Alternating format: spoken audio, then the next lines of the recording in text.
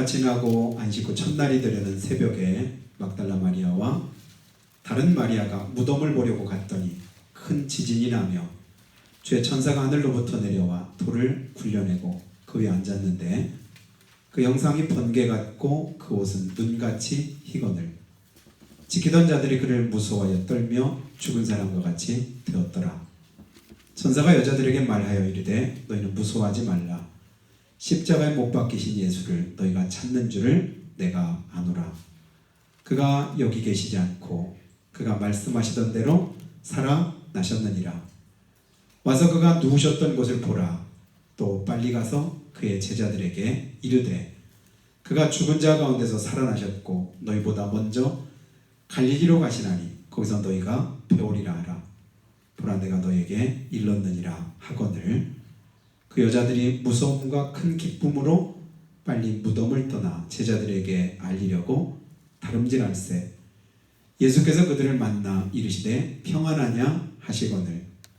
여자들이 나아가 그 발을 붙잡고 경배하니 이에 예수께서 이르시되 무서워하지 말라. 가서 내 형제들에게 갈릴리로 가라 하라. 거기서 나를 보리라 하시니라. 아멘. 할렐루야. 아멘. 우리 주님 부활하셨습니다. 아멘. 믿는 분만 한번 크게 박수 한번 하겠습니다.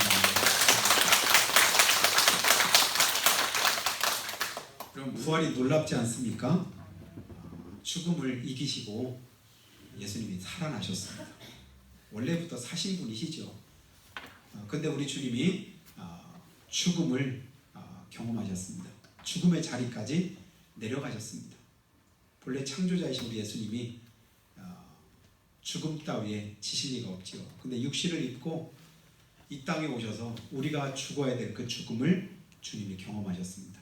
그러나 그대로 죽음 가운데 머물지 않으시고 예수님은 죽음을 이기시고 다시금 살아나셨습니다. 그걸 부활이라고 합니다.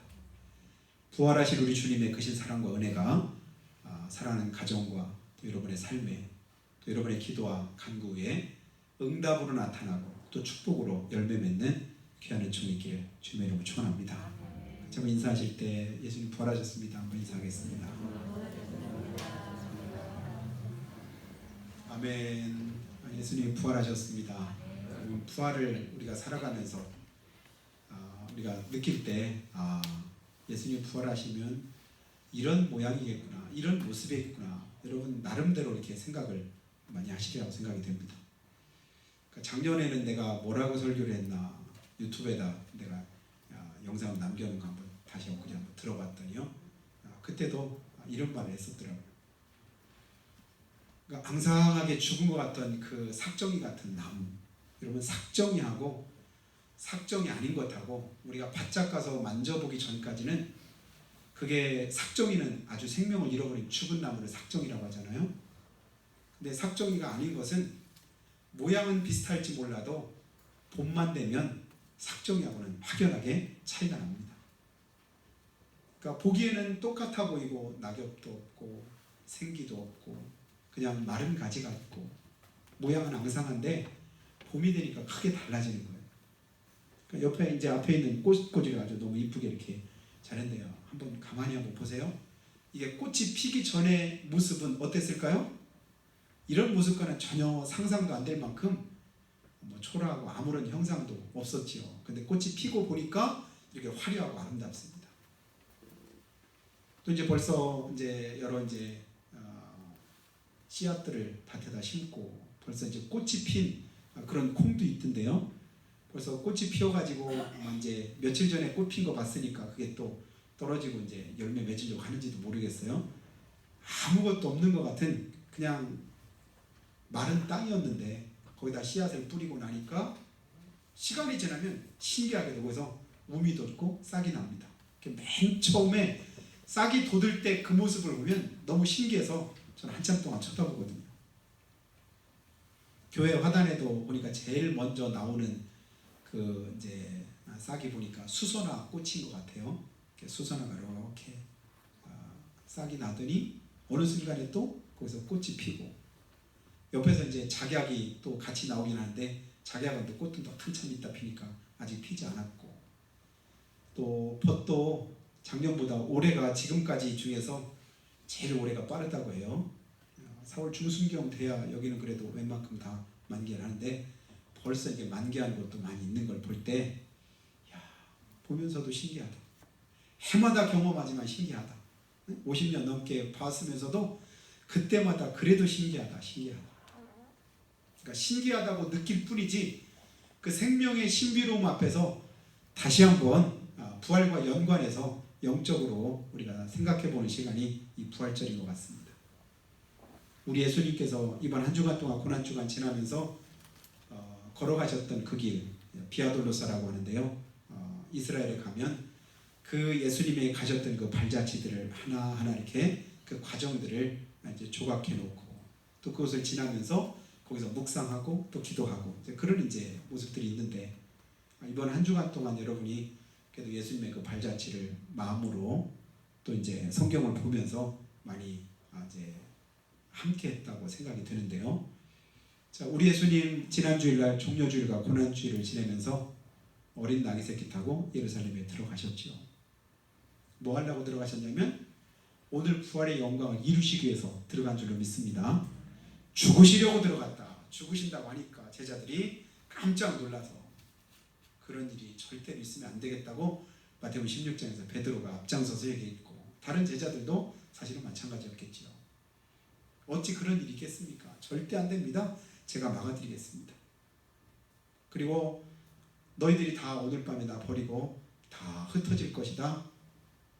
무슨 말씀입니까? 우리가 죽을지언정 우리는 그렇지 않겠습니다. 주님 죽는 자리까지도 우리가 따라가기로 다 우리가 결의했습니다. 우리는 다 죽기로 함께 죽어도 주님과 함께 죽고 살아도 주님과 함께 살 겁니다.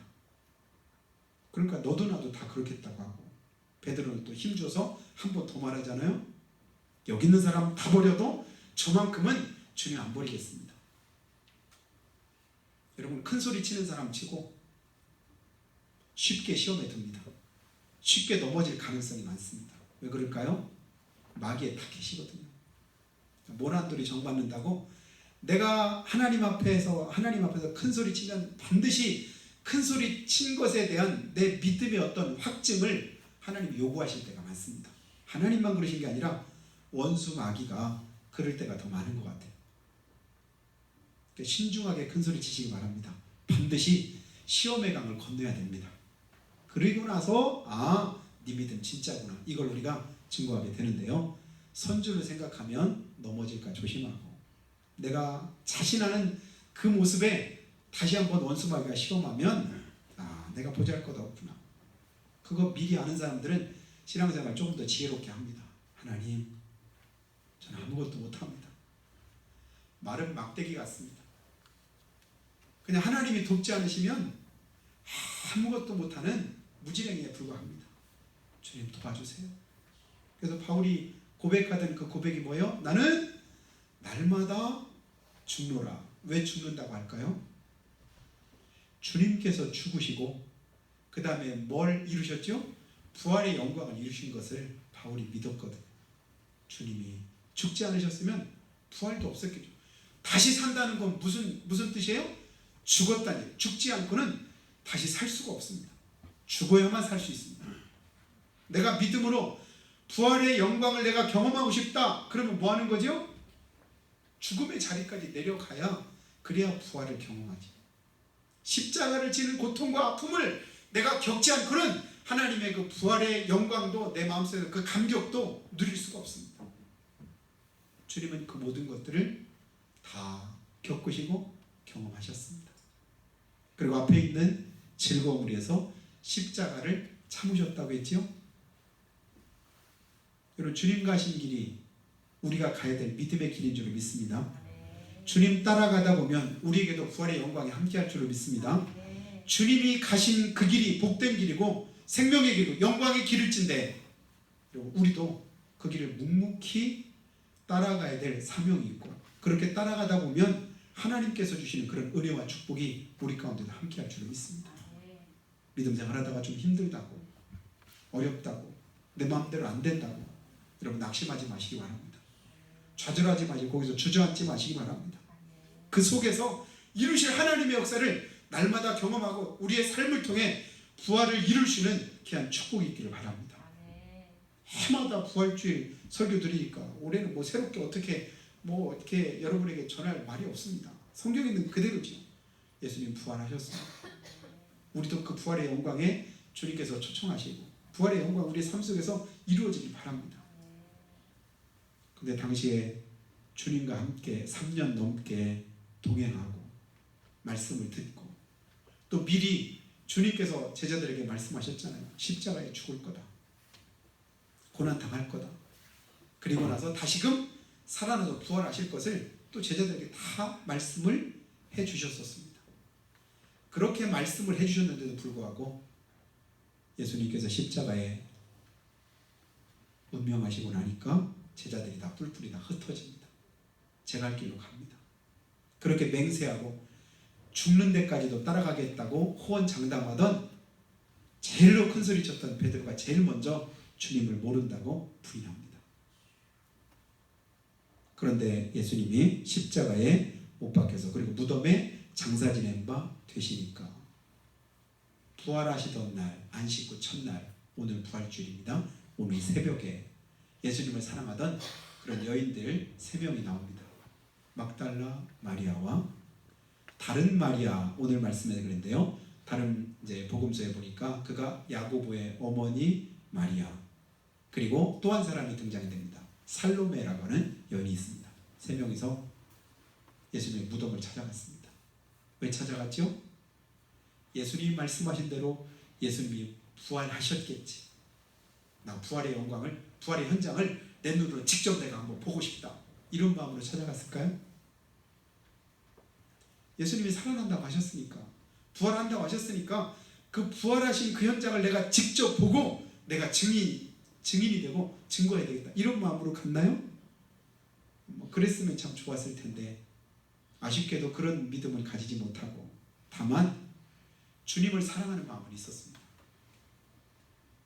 여러분 주님 사랑하시나요? 그 사랑의 마음을 가지고 주님 계시고 비록 십자가에서 처참하게 처형당하시고 안타깝게도 무덤에 계시지만 그래도 내가 마지막으로 할 수 있는 것 예수님의 시체에다가 향품이라도 한번 발라드리고 싶다.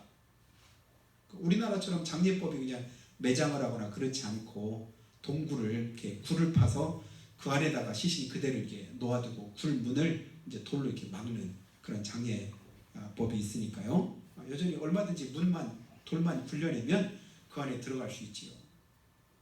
마음으로 가면서 걱정은 뭐냐면 그 큰 돌을 누가 굴려줄까 이게 또 걱정입니다. 뭐 걱정도 있지만 그래도 한번 사랑하는 마음이 앞서다 보니까 예수님의 무덤을 찾아가는 거예요. 가면서 걱정도 되지만 그래도 한번 가보자. 이게 사랑은 뭐 계산보다도 앞서지 않습니까? 그러니까 계산한 것보다도 어떻게 할까 이 걱정보다도 사랑이 앞서니까 그냥 가본 겁니다. 그랬더니 돌이 굴려져 있고 무덤 문이 열려 있는 거예요.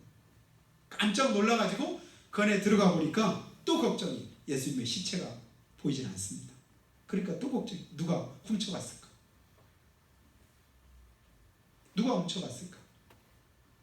그래서 이제 천사가 거기서 말합니다. 천사들이 거기서 있다가 왜 산자를 죽은 자들 가운데서 찾느냐? 여러분 마태, 마가, 누가, 요한복음 거의 끝 부분을 여러분 이제 이 부활에 관한 그런 이제 장면들이 나오니까요. 한번 다 읽어보세요. 조금씩 차이가 나는데 그런 것들을 종합해서 제가 이제 말씀을 드리는 거예요. 여기에는 없는데 또 다른 그 복음서에는 나타난 그런 장면들. 그래서 요한복음에 가 보니까 예수님이 옆에서 이제 평안하냐 이렇게 이제 물어보시는 거예요. 그런데도 그때도 걱정이 앞설 때는 여러분 내 마음에 슬픔이 있고 걱정이 있고 두려움이 있을 때는 판단이 흐려지고 뭔가 잘 모를 때가 있잖아요. 부활하신 예수님 묻는데도 불구하고 동산지기인 줄 알고 거기를 지키고 있던 사람인 줄 알고 우리 주님의 시체를 어디다 넣었는지 좀 가르쳐 달라고. 그럼 내가 그 주님의 시체를 좀 가서 이제 나한테 좀 보여달라고 어디에 숨겨놨는지 나한테 좀 알게 해달라고. 그때 예수님이 이제 마리아야 부르실 때 그때서야 예수님이신 줄 알고 부활하신 주님을 만난 기쁨을 가집니다. 그리고 이제 제자들한테 가서 알려주라. 그래서 기쁨과 두려움을 가지고 부활하신 사실이 기쁜데 근데 눈으로 보고도 예수님을 만나고도 듣고도 잘 믿어지지 않는 것. 도저히 믿을 수 없는 그런 사실들이죠. 내가 예수를 믿는데도 신앙생활 하는데도 때로는 잘 믿어지지 않는 그런 일들을 우리가 만날 때 있잖아요. 그 마음 가지고 한달음에 달려가서 제자들에게 예수님 부활하셨다고 말하니까 다들 콧방귀도 안 낍니다. 무슨 소리야. 말이 되는 소리 해야지. 어떻게 사람이 죽었으면 끝이지 다시 살아날 수 있겠느냐. 진짜로 예수님의 시체가 없고 예수님의 시체를 쌌던 세마포만 거기 그대로 있다고. 그런데 베드로는 직접 한번 빨리 또 달려와서 다른 제자와 함께 그 무덤을 찾아와 봤습니다. 그랬더니 실제입니다. 야, 진짜 예수님이 부활하셨구나. 사실이구나. 말씀하신 대로 예수님께 죽음이 이기셨구나. 할렐루야! 그럴 줄 알았더니 이상하다. 눈으로 직접 보기는 여전히 안 믿어요. 이상하다. 기이 여기면서 다시금 오게 됩니다. 그리고 나서는 또 이제 제자들과 함께 그 사실을 나누는데도 무슨 소리냐 서로 이제 의견이 분분하고 그때 그들이 있는 그곳에 부활하신 예수님이 나타나시니까 그때서야 보고 그때 믿게 되지요. 그 자리에 없었던 도마가 나중에 제자들로부터 부활하신 그 소식을 또 듣습니다. 그때 도마가 했던 말 여러분 다 아시죠? 나는 도저히 아무리 그래도 나는 못 믿겠다. 진짜 못 믿겠다. 예수님의 그 못자국난 손에 내 손가락 넣어보고 옆구리 창자국에 내 손 넣어보기 전에는 난 도저히 못 믿겠다. 여러분 못 믿는 사람들은 진짜 끝까지 못 믿는 경우 있잖아요. 손에 쥐어져도 어떤 사람 못 믿을 때 있잖아요. 내가 손에 분명히 쥐고 있는데도 불구하고 믿어지지 않는 그런 사실들이 있습니다. 나 못 믿어. 그때 예수님이 또 나타나셔서 도마에게 말씀합니다. 도마야, 네가 말한 대로 한번 네 손가락 여기 넣어봐라. 이 옆구리에다 한번 넣어봐라. 그러니까 도마가 뭐라고요? 주님 죄송합니다. 진짜 주님 부활하셨군요. 너는 나를 본고로 믿느냐? 보지 않고 믿는 자가 더 복이 있도다. 여러분 예수님을 우리는 육신의 눈을 한 번도 본 적이 없습니다. 그림으로밖에. 그러나 그 주님이 분명히 부활하셨고 그 주님이 성경에 약속된 그대로 이 땅에 오셨었고 죽으셨었고 그 죽음을 이기고 부활하신 것을 믿으시기를 예수님은 축복합니다. 역사적인 사실이거든요. 수천 년 동안 내려오면서 수많은 사람들이 아니 그게 어떻게 가능한 일이냐 고고학적으로 역사학적으로 증명해 보려고 숱하게 그렇게 찾아다녔지만 찾아다니면 다닐수록 연구하면 할수록 더더욱 확실해지는 게 뭐예요? 부활이 진짜. 석가모니는 마호메스 그리고 여러 이제 이방신들의 그런 교주들은 다 죽고 무덤이 화려하고 근데 예수님은 무덤조차도 비어 있습니다. 여러분 예수님의 부활의 첫 번째 증거가 뭐라겠죠? 빈 무덤이에요. 무덤에는 시체가 있어야 정상인데 예수님의 무덤에는 이게 예수님의 무덤이다. 예수님의 시체가 없습니다. 왜일까요? 부활하셨으니까. 그 두 번째 증거는 뭐가 될까요? 오늘 말씀에도 보니까 예수님이 살아나셨다. 어떻게 살아나셨느냐? 말씀하신 대로 살아나셨다. 오늘 말씀 여러분 6절 한번 보시죠. 그가 여기 계시지 않고 그가 말씀하시던 대로 살아나셨느니라. 예수님 어디 계시잖아요? 무덤에 계시지 않습니다. 그리고 그가 말씀하시던 대로 뭐 하셨다고요? 살아나셨느니라. 말씀하시던 대로 살아나셨고 말씀하시던 대로 성령을 우리 가운데 보내주셨고 말씀하신 대로 세상 끝날까지 저와 여러분과 함께하는 걸 믿으시기 바랍니다. 주님은 말씀대로 모든 걸 이루셨습니다. 그리고 오늘도 어떻게 역사하실까요? 말씀대로 역사하십니다. 눈에 보이지 않고 드러나지 않고 쥐어지지 않고 도저히 못 믿겠어도 여러분 말씀 그대로 이루어질 줄로 믿으시길 바랍니다. 억지로라도 말씀대로 한번 믿어보세요.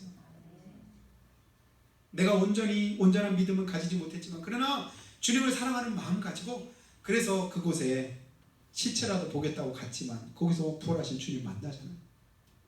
여러분, 다른 계산보다 다른 어떤 환경과 여건보다도 내가 주님을 향한 그 마음과 사랑이 앞섭니다. 그래서 그 사랑 가지고 행하면 어떻게 행할 것을 주님께서 가르치시고 그 일 속에 하나님의 은혜가 함께하는 것을 우리는 봅니다. 그 사랑이 우리로 하여금 하나님의 은혜 자리를 인도하고 그곳에서 하나님의 기적과 놀라운 능력을 경험하도록 만들어 주십니다. 부활하신 두 번째 증거가 뭐가 되냐면 제자들이 변하고 바뀐 겁니다. 앞에서 제자들 말했잖아요. 그렇게 호언장담하더니 큰소리 치더니 죽는 자리까지 따라가겠다고 하더니 뭐 했다고요? 부인하고 저주하고 뿔뿔이 흩어지고 제 갈 길로 가고 예전에 그냥 다 버려뒀던 거 다시 주워 담습니다. 나 이제 예수 믿었으니까 이제 이런 거 다 버릴 거야. 다 이제 흩어져. 세상과 이제 세상에서 하던 죄악된 삶 다 끊어버릴 거야. 배도 그물도 부침도 다 버려두고 세관에서도 내려오고. 그런데 이제는 제자들이 떼거지로 뭐하러 가요? 고기 잡으러 갑니다. 버렸던 거 다시 쥐어 잡습니다. 여러분, 세상 것, 죄악된 것, 더러운 것, 주님이 기뻐하시지 않는 것 다 버리고 새롭게 된 저 여러분, 주님께서 우리를 향해서 누구든지 그리스도 안에 있으면 새로운 피조물이라고 말씀합니다. 이전 것은 지나갔으니 새 것 되었다고 말씀했습니다. 그런데 우리는 낙심될 때, 좌절될 때 제자들처럼 똑같이 또 뭐해요? 또 돌아가서 버렸던 거 주섬주섬 다시 또 주워 담습니다. 그거 붙잡습니다. 그곳에 주님이 오셨습니다. 부활하신 주님이 그들을 만나셨습니다. 그리고 떠나왔던 그 본래 자리에 예루살렘에 다시 돌아가요. 그리고 우리 주님이 약속하신 대로 성령을 너에게 보내주실 테니까 그 성령 오시기까지 그곳에서 부르짖어 힘써 기도해라. 자기 한 목숨 또 두려움과 걱정 때문에 염려 때문에 주님 모른다고 했고 또 부인하고 또 자기 안위를 위해서 그렇게 행했던 제자들이, 여러분, 부인할 수 없는 사실은 역사 아니겠어요? 역사 속에서 모든 제자들이 다 뭐 했지요? 예수님 때문에, 복음 때문에 또 복음을 증거하는 그 일을 위해서 다들 자기 목숨을 다 버렸습니다. 하나같이 다 순교했다니까요. 베드로도 순교했습니다. 마태도 마가도 순교했습니다. 다들 죽었습니다. 사도 요한만 하나님께서 할 일을 하려고 기름 펄펄 끓는 기름 속에 집어넣는데 거기서도 하나님이 살리셔서 반모섬에 나중에 유배되니까 거기서 요한계시록 쓰게 하시려고. 그러니까 사도 요한 빼놓고 모든 제자들이 다 뭐 했어요? 다 순교했어요. 높은 데 떨어져서 죽기도 하고 돌에 맞아서 그냥 압사당하기도 하고 톱으로 켜서 죽기도 하고. 다들 그렇게 무엇 때문에 그렇게 자기 목숨을 초계같이 버렸을까요? 부활을 믿기 때문에. 예수님 부활하신 것이 사실이기 때문에. 부활하신 주님 만나기 전에는 그렇게 말씀하셨는데도, 말씀대로 하신다고 하는데도 못 믿었었는데 부활의 주님을 만나고 나서 그걸 확실하게 믿고 난 다음에는 자기 목숨을 초계같이 버리는 거예요. 그래서 골로새서 3장 1절과 2절에 말씀한 대로 너희가 그리스도 안에서 하나님의 자녀가 되었으면, 너희가 새 생명을 얻었으면, 너희가 가진 믿음이 진짜라고 한다면 뭐라고 말해요? 골로새 3장 2절에 위의 것 찾아요. 땅의 것 찾지 말아라. 이렇게 말씀합니다. 제자들이 그랬습니다. 세상 것 땅의 것 다 버리고 그리고 하늘의 영광을 바라보면서 자기들의 목숨을 초계같이 그렇게 순교의 제물로 하나님 앞에 드렸습니다. 지금 아마 천국에서 큰 상급을 다 받고 있지 않겠어요? 이게 부활의 두 번째 증거라고 한다면 그럼 세 번째 부활의 증거는 뭐가 될까요? 예수님 다시 사셨습니다. 그 의미가 내 삶 속에 어떤 의미가 있을까? 그럼 세 번째는 오늘 우리에게 주어진 삶의 모습에서 나타나야 될 줄 믿습니다. 나를 통해서 부활이 증명되고 증거되는 귀한 축복이 있기를 예수님을 축원합니다. 나를 보고 주님이 부활하셨고 나를 보고 믿음이 진짜구나. 예수님께서 죽음을 이기시고 살아난 것이 확실하구나. 이것을 내가 삶으로 보이려면 어떻게 될까? 방금 전에 골로새서 3장에 말씀한 대로 땅의 것을 찾지 말고 위의 것 찾아라. 구원받았으면, 자녀가 되었으면 위의 것 찾으랍니다. 여러분 위에 한번 바라보시기 바랍니다. 천국에 계신 주님 위해서 내 살아가는 삶의 목적을 어디에 두고 살아가느냐가 내가 부활을 믿느냐 믿지 않느냐의 그런 이제 증거가 될 수 있다고 생각이 듭니다. 그리고 우리가 이 땅을 살아가면서 직접 죽음 앞에 내 자신이 섰을 때 나는 어떤 삶을 택할 것인가? 막상 죽음이 내 앞에 있다고 할 때 내가 마지막으로 선택할 그것은 선택지가 땅의 것이냐 아니면 하늘의 것이냐, 부활을 믿느냐 믿지 않느냐를 증거하는 줄로 믿습니다. 예수님이 내 죄를 대신해서 죽으셨습니다. 그리고 나를 살리시려고 산 소망이 되시기 위해서 죽음을 이기시고 부활하셨습니다. 믿으시는 분만 하면 그은혜에 감사해서 우리가 살아갈 때 주님이 기뻐하시는, 주님을 위한 그런 삶을 우리가 살아야 되지 않겠어요? 어떤 사람이 14살 중학생 때, 중학교 1학년 때죠. 친구들과 낚시하러 갔다가 물에 빠졌습니다. 그러니까 수영을 못해서 물속에 이제 거의 이제 들어왔다 나갔다 거의 이제 죽을 지경인데 그걸 밖에서 이제 망둥이 낚시하고 있던 어떤 사람이 청년이 봤습니다. 그리고 나서는 이제 낚시하다 말고는 청년이 막 옷을 벗고 막 바지를 벗고 팬티만 입고 물로 막 뛰어들려가니까 옆에 있는 친구가 같이 죽으면 안 된다고 이제 모처럼 말리는데도 무슨 소리야, 죽어가는 사람이 있는데 그러고 뛰어들었습니다. 그때 이제 이 학생은 정신을 이제 거의 잃어버린 거예요. 이 사람이 딱 보니까 그때 이제 눈동자가 위로 다 이제 올라가고 이제 호흡이 없고 밖에 이제 끄집어내 가지고 한참 이제 인공호흡하고 심폐소생술하고 그랬더니 한 5분 있다 하니까 깨어나고 병원에 이제 한 달 동안 입원을 해서 같이 살아났습니다. 근데 이 학생이 살아나고 난 이후에 나중에 나를 구해주신 분이 누굴까 궁금한 거. 그분한테 확실하게 감사를 하고 싶은데 찾을 길이 없는 거예요. 찾고 하다가 그분이 성씨가 뭐다 이것까지는 알았는데 찾을 길이 나중에 도저히 없더래요. 그로부터 26년이 지났습니다. 14살 때인데 마지막 이제 40살이 되었는데 자기를 구해준 사람을 어디서 살았냐면 자기가 근무하는 직장에 자기를 구해줬던 사람이 함께 그 건물에서 근무를 하는 거예요. 거기가 어딘가 봤더니 당진시청이더라고요. 당진시청에 거기서 근무하는 직장 상사인 거예요. 우연찮게 26년 만에 만나게 된 거예요. 그러니까 이 청년이 자기를 살려준 그분이 생명의 은인 아니겠어요? 그러니까 조금이라도 가면 점심시간만 되면 가가지고 그 사람이 식판 갖다가 이렇게 주고 거기다 또 먹을 거 이렇게 갖다 막 선발하고 이거라도 한번 갚아야 된다. 그럼 자기 부모님과 함께 또 이제 상견례를 같이 이렇게 하게 하면서 생명의 은인이라 앞으로 형제처럼 지내고 친척처럼 지내고 그래서 호칭까지도 이 사람이 뭐라고 하냐면 우리 작은 아버지. 왜냐면 자기 아버지보다 나이 같자 우리가 작은 아버지를 삼았다. 자기를 생명을 구원해준 그 은혜가 감사해서 육신적으로 살아가는 이 땅의 삶 뭐 길어봐야 얼마큼 되겠습니까? 그런데도 나를 대신해서 생명 걸고 그렇게 물속으로 뛰어들어서 나를 구해줬다? 이건 무엇으로 감사해도 사실은 다 감사할 수 없지요. 그런데 우리 예수님께서는 나를 영원히 살게 하신 것, 영원한 생명을 내게 주시려 그래서 죽음의 자리까지 내려가셨습니다. 십자가도 달게 지셨습니다. 고난과 고통도 참으셨습니다. 그리고는 그 죽음 이기시고 부활하셨습니다. 어떻게 해요? 고난과 고통을 참으실 때 성경은 확실하게 증거하지요. 앞에 있는 즐거움 위에서 십자가를 참으셨도다. 너희가 피곤하여 낙심하지 않기 위해서 죄인들의 이같이 자기에게 거역한 일을 참으신 자를 생각해라. 이런 믿음 생활은 무엇으로 승리할 수 있을까요? 주님만 생각하면 승리할 수 있습니다. 예수님만 내 마음에 생각하면 여러분 낙심하지 않고 승리할 수 있습니다. 이길 수 있습니다. 그 은혜 속에서 감사하면서 살아갈 수 있습니다.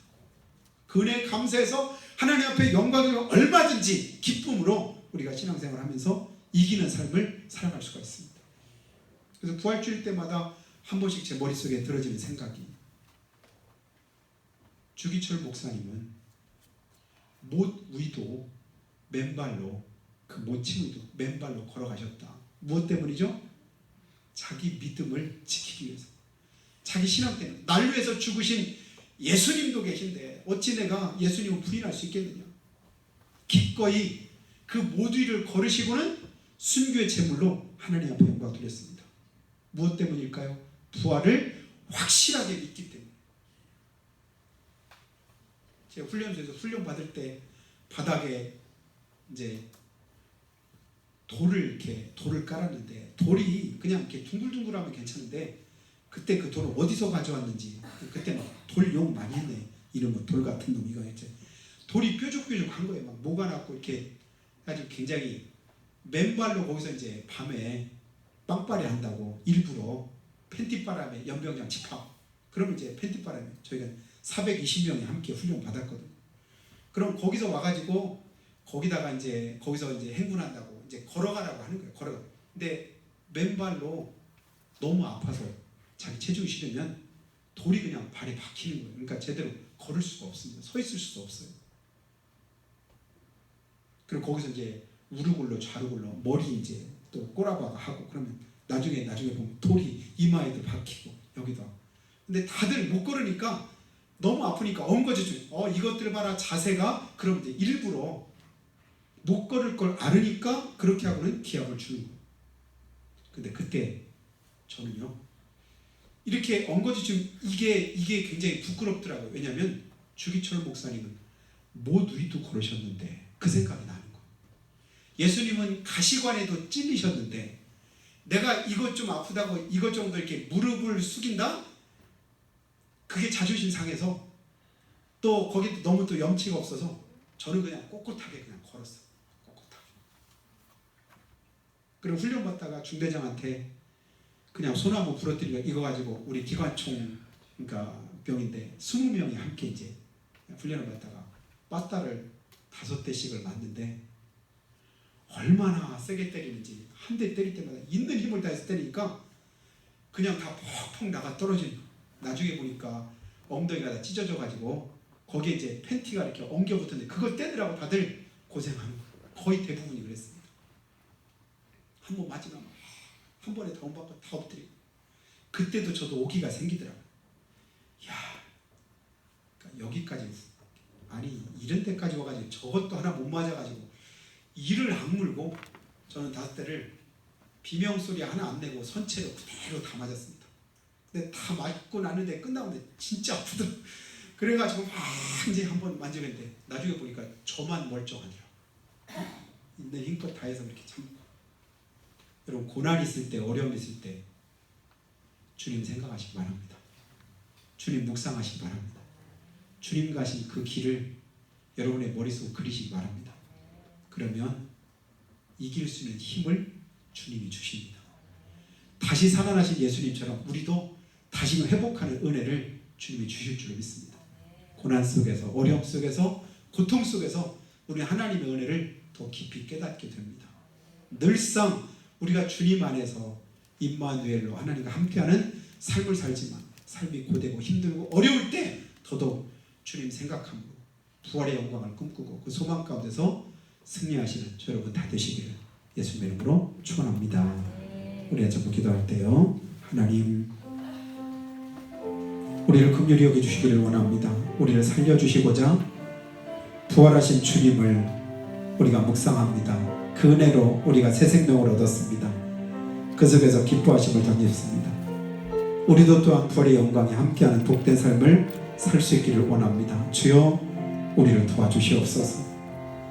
지금부터 140년 전에 미국의 롤이라고 하는 분이 남북전쟁 당시에 전쟁에 나가 싸우다가 큰 부상을 입어서 죽은 사람들을 함께 모아는 그 구덩이 속에 죽은 줄 알고 던져졌습니다. 정신이 혼미하고 가물가물할 때 그때 주님의 음성을 들었다고 합니다. 롤이야 일어나라. 내가 사망의 무덤에서 살아났느니라. 주님 음성을 듣고 그가 힘을 얻어서 다시금 일어나서 그리고 나중에 목사가 되어서 하나님 앞에 영광을 돌리고 그리고 나서 그가 작사한 찬송이 오늘 우리가 부르고 있는 160장 찬송입니다. 무덤에 머물러 예수 내 구주 새벽 기다렸네 예수 내 주 원수를 다 이기고 무덤에서 살아나셨네 어둠을 이기시고 나와서 성도와 함께 길이 다스리시네 사셨네 사셨네 예수 다시 사셨네. 주님 우리에게도 이 믿음 주시고 이 은혜 주시고 이 복을 허락해 주시라고 잠깐만 고백하며 기도하겠습니다. 살아계신 아버지 하나님 우리를 사랑하시고 축복하셔서 부활의 영광 가운데 거하도록 인도하시니 감사합니다. 새 생명 주심을 감사합니다. 하나님의 은혜 자리로 인도하신 것 감사합니다.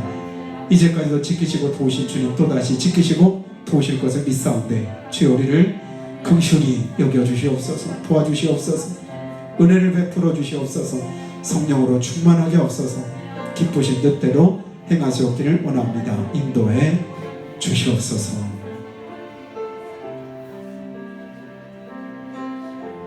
살아계신 아버지 하나님 높고 높은